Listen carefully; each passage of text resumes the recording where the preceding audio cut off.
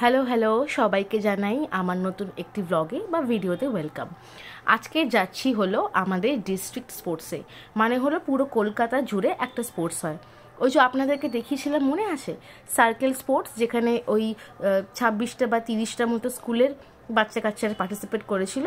সেই যখন পুরো কলকাতার সেরকম সবকটা সার্কেলের বাচ্চারা যারা ফাইনালে উঠেছে তাদেরকে নিয়ে আজকে হবে হলো ডিস্ট্রিক্ট স্পোর্টস। এটি হয়েছে হলো শ্যামবাজার এলাকায় অবস্থিত দেশবন্ধু পার্কে। এই দেখুন দেশবন্ধু পার্কের গেট। আমরা এবার এখান থেকে ঢুকে গেছি অলরেডি। আর এই দেখুন, দেখেছেন কত জনসমাগম বলবো না, এখানে হলো পুরো কলকাতা জুড়ে টিচার্সদের সমাগম। তো এই যে ঢুকছি, এটা হলো মেন গেট, এটা হলো মাঠের দিকের গেটটা। আর এই যেখানে স্টেজ করা হয়েছে, এখানে নানান অতিথিরা, জাজেসরা আর আমাদের চেয়ারম্যান কার্তিক মান্না উনি ওখানে আছেন। আর এই যে আমাদের স্কুলের সবাইকে খুঁজে পাওয়া গেছে। স্বাগতদের আমি তো একসাথে এসছি, আর এখানে সবাই আছে। ছেলেরা জানি না কোন দিকে আছে, হয়তো ওদিকটাতে আছে, ওরা ওদিকে হয়তো আছে। তো এই যে আর আরেকজনকে পেলাম, সবাই তো চেনেন, শিবানিদি আমাদের সাথেই, একই সাথে কলিগ আমরা এবং বন্ধুও। এই যে আমরা 5 মূর্তি একসাথে।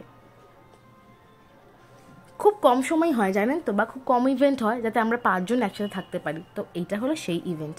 অনেকক্ষণ কাটালাম আমরা, এদিক ওদিক ঘুরলাম, একটু লাঞ্চও করলাম জানেন তো। এবার লাঞ্চ করার পর আমরা একটু যাচ্ছি হলো ওদিকটায়, মানে এগুলো হলো দেখুন ক্যাম্প বসেছে।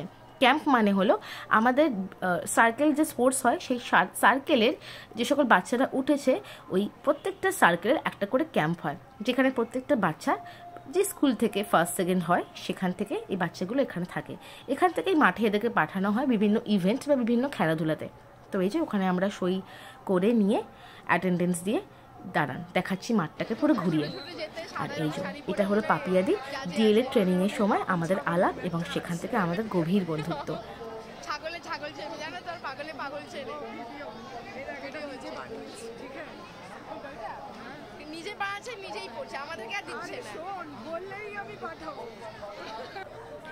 আর এ হলো সরোজ, আমাদের সাথেই একই ইয়ারে সব জয়নিং, সব বন্ধু আমরা।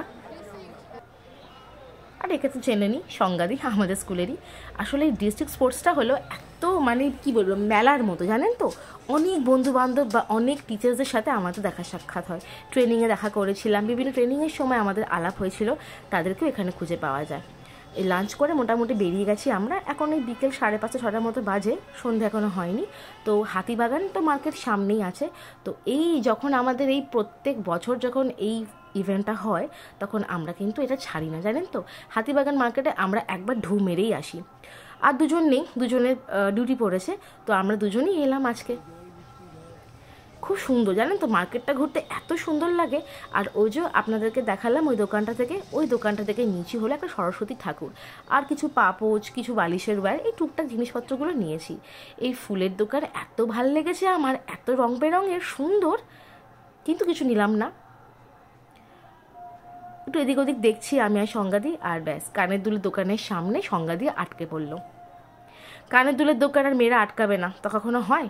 সব দেখে শুনে নিয়ে এবার আমাদের ফেরার পালা। মেট্রোর সামনে একটা দোকানে এলাম, প্রচণ্ড পেয়েছিল তেষ্টা এবং সেই সঙ্গে খিদে। তো এই যে সংজ্ঞাদি নিল একটা কিছু কোকাকোলা জাতীয় কিছু খাবার দাবার, মকটেল টাইপের, আর আমি নিলাম হলো একটা লস্যি। ব্যাস এই খেয়ে দে এবার মেট্রোতে উঠবো।